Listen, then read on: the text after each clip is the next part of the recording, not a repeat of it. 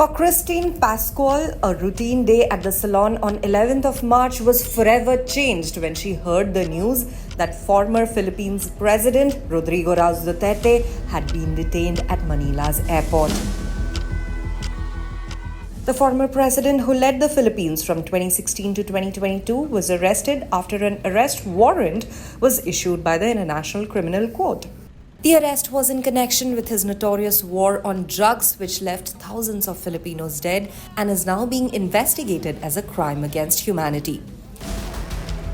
For Pascual, the news felt personal. She couldn't hold back her tears as the arrest symbolized a potential step forward in her own painful journey for justice for her son, Joshua Laxamana.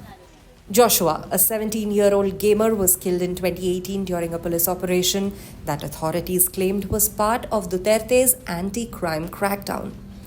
Joshua was allegedly shot by police after he attempted to flee a checkpoint on his motorcycle. But Pascual, a mother of three, has always believed her son's death was a case of mistaken identity and that he was unfairly targeted due to his tattoos, which was simply related to a video game he loved to play with his friends. Joshua Laxamana's death came after he was shot 6 times by the police.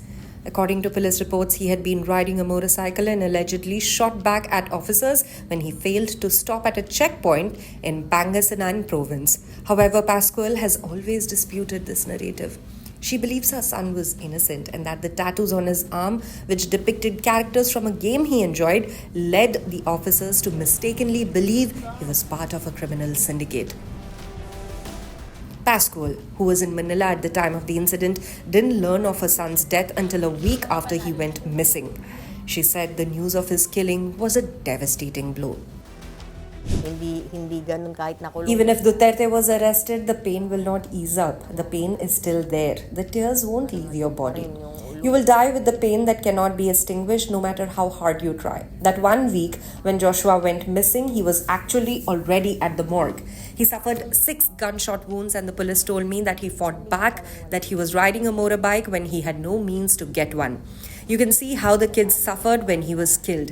Even if I suffer just to keep working for my family, I know I brought him up well. That is my reason for working. I told them it doesn't matter if I keep working hard as long as you don't turn out to be bad children. That is all I want, which was why it was difficult to accept when the son you brought up well had experienced such an incident. There was actually nothing wrong with what Duterte ordered to combat illegal drugs, but what was problematic was that a lot of those who were killed were innocent people. He did not discipline the police. For years, he allowed people to die who are not into drugs or drug lords like my son. You can't continue living and constantly thinking about him. I still have a lot of responsibilities and I need to have a strong mind and body so life goes on even if we are going through this pain. At least for a little bit, the pain Joshua received has eased a bit. Drug lord. Katulad ng anak ko. He has not totally received justice because the police who killed him have not been arrested and they just started with Duterte, but I'm waiting for the time when the culprits behind my son's death are behind bars. The grief from losing her son was compounded by the lack of accountability in the aftermath of Joshua's death. In the years since, Pascual has tirelessly sought justice, even relocating to Manila in 2019 to support her 2 remaining children. During this time, she also joined protests and movements aimed at holding Duterte's government accountable for the killings during his war on drugs. Despite the many hurdles, Pascual found herself cautiously optimistic after Duterte's arrest. The arrest brought a small sense of relief, a sign that perhaps the wheels of justice were beginning to turn.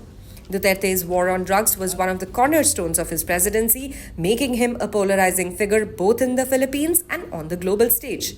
His campaign, launched in 2016, aimed to rid the country of illegal drugs through violent crackdowns.